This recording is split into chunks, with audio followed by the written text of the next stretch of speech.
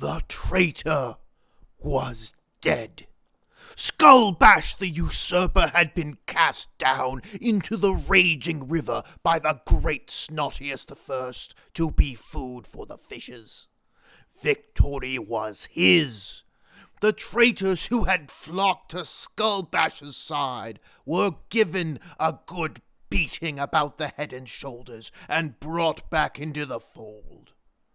The food, stalls, and squigs that had been stolen were recovered, and everyone returned to Snot-Antinople in glory. But Snotius's mind was not at ease. The fight between him and Skullbash had been a close one.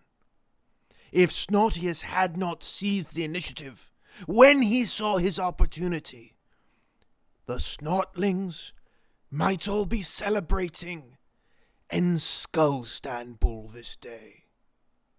Not being a terribly bright creature, Snotius wasn't exactly contemplating his own mortality or the delicate impermanence of life. But he thought he should build something that looked really flash in case he got snicked, so Gitz wouldn't forget about him. While the Snotlings gathered around the great fire, Snotius stood atop his talking mound and addressed the crowd. Listen up! I crumped all the Gits, and I crumped them on account of Gork and Mork making us the superest snots that ever popped out of the ground. We needs to build the gods a proper hut, so that they's got a place to stay when they comes to visit. A cheer went up from the assembled rabble, and the Snotlings began bustling about their work, though most of them weren't sure exactly what to do. But Snotius, being a great leader, knew how to properly motivate his people. Move! Go faster! Build it better! I don't see no temple yet! Pegleg approached the Snot Boss with a crudely drawn blueprint of the temple scribbled onto a piece of bark. I think I got an idea, boss. We builds 2 statues for Gork and Mork, and then we got to set up the walls and roof. We needs big proper rocks to do that. I want a fighting place.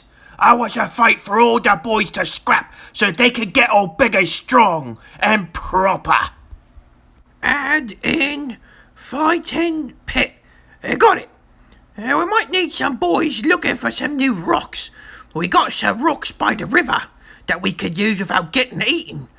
But maybe there's some more and better ones somewheres. Snotius decided he should go out and find these rocks. He brought his faithful Snots with him, Tree Climber and Snotbow. He also thought that bringing along an extra Snot might be helpful.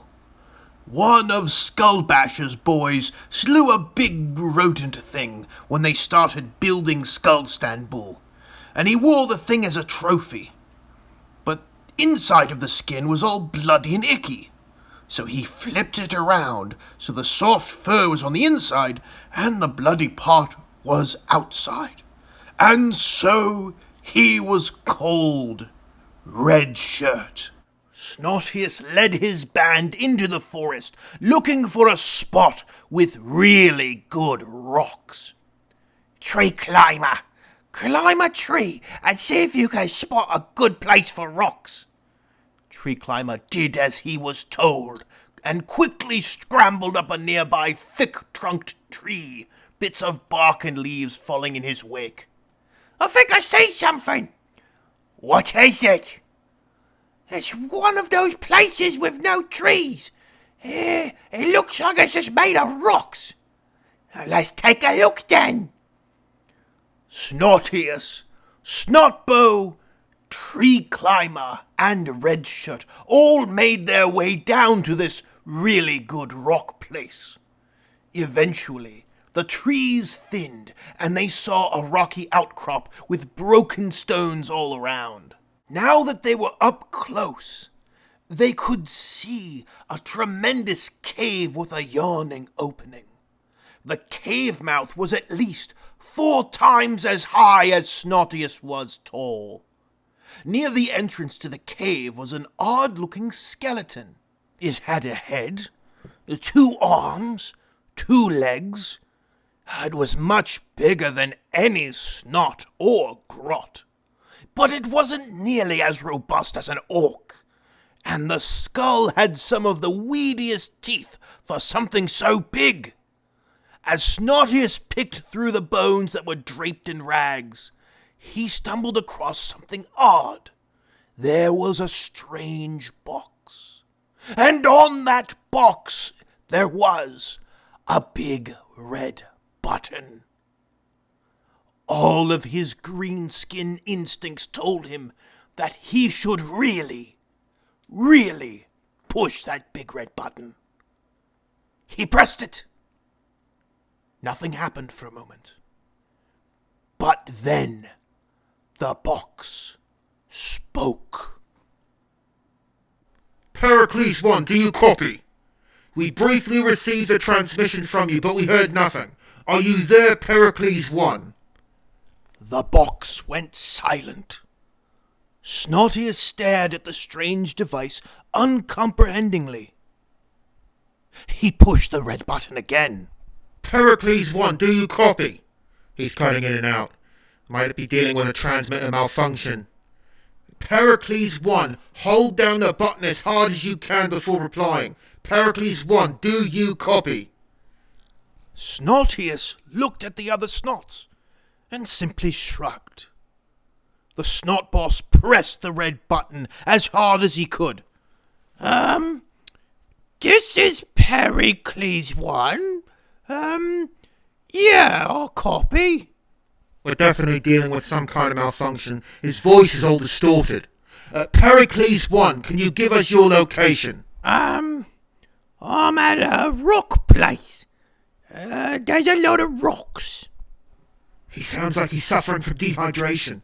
He's not thinking clearly. Pericles 1, focus. Are you injured? Can you tell us your status? My status? Me status. Yeah, 'cause, I know all about statuses. It's, pretty good. We're sending a squad to bring you home. Just hang in there. Get some water, find some shelter, and we'll get you out of there as soon as we can. A squad? Was that like a mob? Who were these voices? Were they the gods? Were they Gits? Snortius decided that the box was a Git box, and the Git voices of their Git gods telling them stupid stuff. This would be a proper trophy to put on display at the great temple of Gork and Mork. But Snortius didn't want Git showing up so soon. Not before the orcs. Or at least not before the grots popped up. There was some movement from the cave, and Snotbow's ear perked up. Snortius pushed the red button again.